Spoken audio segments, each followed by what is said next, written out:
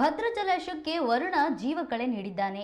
ಈ ಬಾರಿ ಮೇ ತಿಂಗಳಲ್ಲೇ ಅತ್ಯುತ್ತಮ ಮಳೆಯಾಗಿದ್ದು ಜಲಾಶಯಕ್ಕೆ 1,000 ಕ್ಯೂಸೆಕ್ ನೀರು ಒಳಹರಿವಿದೆ. ಅದೇ ರೀತಿ ಜಲಾಶಯದಿಂದ 318 ಕ್ಯೂಸೆಕ್ ನೀರು ಹೊರಬಿಡಲಾಗಿದ್ದು ಜಲಾಶಯದಲ್ಲಿ ಪ್ರಸ್ತುತ 28.812 ಕ್ಯೂಸೆಕ್ ನೀರು ಸಂಗ್ರಹವಾಗಿದೆ.